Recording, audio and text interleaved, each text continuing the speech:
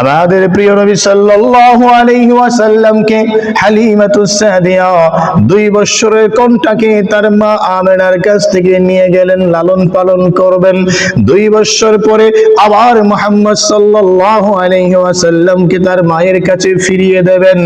এই 2 বছর হালিমাতুস সাদিয়া মুহাম্মদ সাল্লাল্লাহু আলাইহি ওয়াসাল্লামকে লালন পালন করবেন, বুকের দুধ পান করাবেন, শুদ্ধ আরবি ভাষা শিক্ষা দেবেন, আরবের শুদ্ধ সংস্কৃতি, সুস্থ সংস্কৃতি শিক্ষা দেবেন। বিনিময়ে প্রিয় নবী মুহাম্মদ সাল্লাল্লাহু আলাইহি ওয়াসাল্লামের মা আমেনা হালিমাতুস সাদিয়াকে কিছু অর্থ প্রদান করবেন। হালিমাতুস সাদিয়া প্রিয় নবী সাল্লাল্লাহু আলাইহি ওয়াসাল্লামকে নিয়ে চলে গেলেন তায়েফে যাওয়ার পরে প্রিয় নবী সাল্লাল্লাহু আলাইহি ওয়াসাল্লামের অসংখ্য অগণিত বরকত প্রকাশ পেল।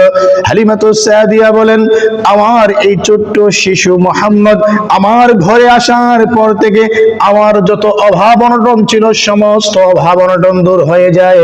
আল্লাহ তাআলা আমাকে সচ্ছলতার জীবন দান করেন।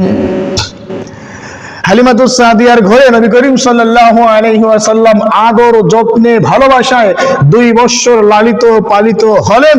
2 বছর পরে নিয়ম অনুযায়ী হালিমাতুস সাদিয়া আমার রাসূলকে তার মা আমেনার ঘরে ফিরিয়ে দেবে, এজন্য মক্কায় নিয়ে এসেছে।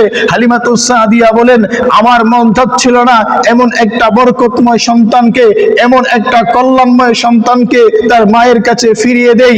আমার মন চাচ্ছিল সারাটা জীবন আমি এই শিশু মুহাম্মদকে আমার নিজের সন্তানের মতো লালন পালন করব। হালিমাতুস সাদিয়া বলেন, শিশু মুহাম্মদকে তার মায়ের ঘরে ফিরিয়ে দিতে আমার মন চাচ্ছিল না, কিন্তু না সন্তান তো আমার না, এই সন্তান তো আমি আমার গর্ভে ধারণ করি নাই, এই সন্তানের প্রকৃত গর্ভধারিণী মা তো হলেন আমেনা, এই সন্তান তো আমার না, এই সন্তানকে চাইলেও তো আমি রাখতে পারবো না। হালিমাতুস সাদিয়া বলেন, আমি শিশু মুহাম্মদকে তার মায়ের কাছে ফিরিয়ে দেওয়ার জন্য মক্কায় নিয়ে আসলাম, কিন্তু আমার মন মানতেছিল না, মনটাকে কিছুতেই বোঝাতে পারছিলাম না এই শিশু মুহাম্মদকে তার মায়ের কাছে ফিরিয়ে দেব। আমি হালিমাতুস সাদিয়া আমার 2টা চোখ দিয়ে ঘর ঘর করে পানি ঝরতে লাগলো। না শিশু মুহাম্মদের মতো বরকতময় সন্তানকে হাতছাড়া করা যায় না, কিন্তু না আমি তো এই সন্তানকে রাখতে পারবো না। আমেনার ঘরে ফিরিয়ে দিলাম। আমেনা তার সন্তানকে কোলে তুলে নিলেন, আমেনা তার সন্তানকে ফিরিয়ে নিলেন। কয়েক মাস পরে মক্কায় মহামারী দেখা দিল। আমেনা আবার তায়েফে হালিমাতুস সাদিয়ার কাছে আমাদের রাসূলের নিরাপত্তার জন্য পাঠিয়ে দিলেন। হালিমাতুস সাদিয়াকে খবর দিলেন, হালিমাতুস সাদিয়া তুমি আবার আসো। হালিমাতুস সাদিয়া আসলেন। আমেনা বললেন, এই মক্কায় এই মুহূর্তে মহামারী দেখা দিয়েছে, দুর্ভিক্ষ দেখা দিয়েছে, বিভিন্ন ধরনের অসুস্থতা দেখা দিয়েছে, রোগ ব্যাধি দেখা দিয়েছে। আমার সন্তানের নিরাপত্তার জন্য আমি চাই আমার সন্তানটাকে তুমি আবার লালন পালন করো, তায়েফে নিয়ে যাও। হালিমাতুস সাদিয়া বলেন, আমি সেদিন এত খুশি হয়েছিলাম যেদিন দ্বিতীয়বার আবার মুহাম্মদকে আমি পেয়েছি, সেদিন আমি এত খুশি হয়েছিলাম যদি সারা পৃথিবীর ধন সম্পদ আমার কাছে এনে দেওয়া হতো তবুও আমি এত পরিমাণ খুশি হতাম না। কারণ হলো শিশু মুহাম্মদ এত বরকতময় ছিল, এত মায়াবী ছিল, এত ভালো ছিল, এত সুন্দর ছিল। এমন একটা সন্তানের মা যে হতে পারে তার জীবনটা ধন্য হয়ে যাবে। হালিমাতুস সাদিয়া বলেন, আমি দ্বিতীয়বার মুহাম্মদকে নিয়ে আবার তায়েফে চলে গেলাম। আমার কাছে আবারও মুহাম্মদ সাল্লাল্লাহু আলাইহি ওয়াসাল্লাম 4 থেকে 4.5 বছর পর্যন্ত দ্বিতীয়বার আবার লালিত পালিত হলেন। 4.5 বছর পরে আবার রাসূল সাল্লাল্লাহু আলাইহি ওয়াসাল্লামকে আমি আবার মা আমেনার কোলে ফিরিয়ে দিলাম। মা আমেনার ঘরে মুহাম্মদ সাল্লাল্লাহু আলাইহি ওয়াসাল্লাম এবার লালিত পালিত হচ্ছেন। মা আমেনা হঠাৎ করে সিদ্ধান্ত নিলেন মদিনায় যাবেন, কারণ রাসূলের পিতা আব্দুল্লাহর ইন্তেকাল হয়েছিল মদিনায়, ওইখানেই তাকে দাফন করা হয়েছিল। রাসূলের পিতা আব্দুল্লাহর কবর জিয়ারত করবেন, আমেনা তার বাবার কবরও জিয়ারত করবেন। ওয়াহাবের, আমেনার বাবার নাম ছিল ওয়াহাব, আমেনার বাবার নাম ছিল ওয়াহাব। রাসূল সাল্লাল্লাহু আলাইহি ওয়াসাল্লামের নানার নাম ছিল ওয়াহাব, রাসূল সাল্লাল্লাহু আলাইহি ওয়াসাল্লামের দাদার নাম ছিল আব্দুল মুত্তালিব। আব্দুল মুত্তালিব এবং ওয়াহাবের মধ্যে একটা বন্ধুত্বের সম্পর্ক ছিল। আব্দুল মুত্তালিব ছিলেন রয়্যাল ফ্যামিলির মানুষ, ওয়াহাবও ছিল রয়্যাল ফ্যামিলির মানুষ। আব্দুল মুত্তালিব ছিলেন মক্কার সম্ভ্রান্ত ফ্যামিলির মানুষ, আর ওয়াহাব ছিলেন আমেনার পিতা রাসূলের নানা, মদিনার সম্ভ্রান্ত ফ্যামিলির মানুষ। উভয়ের মধ্যে একটা সুসম্পর্ক ছিল।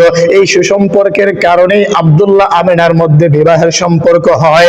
নবী করিম সাল্লাল্লাহু আলাইহি ওয়াসাল্লামের মা আমেনা সিদ্ধান্ত নিলেন মক্কায় যাবেন, বাবার কবর জিয়ারত করবেন, স্বামীর কবর জিয়ারত করবেন, আত্মীয় স্বজনের সাথে সাক্ষাৎ করবেন। মুহাম্মদ সাল্লাল্লাহু আলাইহি ওয়াসাল্লামকে নিয়ে চলে গেলেন নানা বাড়ি। মুহাম্মদের নানা বাড়ি আমেনার বাবার বাড়ি চলে গেলেন মদিনায়। মদিনায় কিছুদিন থাকলেন, থাকার পরে মক্কায় চলে আসবেন। ফেরার পথে, মক্কায় আসার পথে আবওয়া নামক স্থানে নবী করিম সাল্লাল্লাহু আলাইহি ওয়াসাল্লামের জনম দুঃখিনী মা আমেনা অসুস্থ হয়ে পড়েন। অসুস্থ হওয়ার পরে আমেনার ইন্তেকাল হয়ে যায় আবওয়া নামক স্থানে। দাদা আব্দুল মুত্তালিব মুহাম্মদ সাল্লাল্লাহু আলাইহি ওয়াসাল্লামের অভিভাবক হলেন। আমেনার দাফন কাফন শেষ করে দাদা আব্দুল মুত্তালিব মুহাম্মদ সাল্লাল্লাহু আলাইহি ওয়াসাল্লাম, আমাদের প্রিয় নবী সাল্লাল্লাহু আলাইহি ওয়াসাল্লামের অভিভাবক হলেন। দাদা আব্দুল মুত্তালিবের ঘরে মুহাম্মদ সাল্লাল্লাহু আলাইহি ওয়াসাল্লাম লালিত পালিত হচ্ছেন। মা আমেনার ইন্তেকালের পরে আব্দুল মুত্তালিব মুহাম্মদ সাল্লাল্লাহু আলাইহি ওয়াসাল্লামের অভিভাবক হলেন। আব্দুল মুত্তালিবের কাছে মুহাম্মদ সাল্লাল্লাহু আলাইহি ওয়াসাল্লাম 8 বছর পর্যন্ত, 8 বছর বয়স পর্যন্ত লালিত পালিত হচ্ছিলেন। দাদা আব্দুল মুত্তালিবের ইন্তেকাল হয়ে যাবে, এমন সময় আব্দুল মুত্তালিব চাচা আবু তালেবকে ডেকে আনলেন। আমার ছেলে আবু তালেব, তুমি আসো। আমার এই নাতি আব্দুল্লাহ, আমার এই নাতি মুহাম্মদ, তুমি তো জানো জন্মের আগেই বাবাকে হারিয়েছে, জন্মের পরে মাকেও হারালো, এখন সে এতিম হয়ে আমার কাছে লালিত পালিত হচ্ছে। এই সন্তানটা বড় বরকতময় সন্তান, আমার এই নাতিটা খুব ভালো এবং আদরের, আমার কলিজার টুকরা এই নাতি। এই আমার সন্তান আবু তালেব, আমার ইন্তেকাল হয়ে যাবে, হয়তো আমি পৃথিবী থেকে চলে যাব, আমি চাচ্ছি আমার এই নাতির দায়িত্ব তোমার হাতে দিয়ে যাব। দাদা আব্দুল মুত্তালিব মুহাম্মদ সাল্লাল্লাহু আলাইহি ওয়াসাল্লামের লালন পালনের দায়িত্ব চাচা আবু তালিবের কাছে দিয়ে গেলেন। মৃত্যুর আগে রাসূল সাল্লাল্লাহু আলাইহি ওয়াসাল্লামের দাদার ইন্তেকাল হয়ে গেল। এবার নবী করিম সাল্লাল্লাহু আলাইহি ওয়াসাল্লাম চাচা আবু তালিবের কাছে লালিত পালিত হচ্ছেন।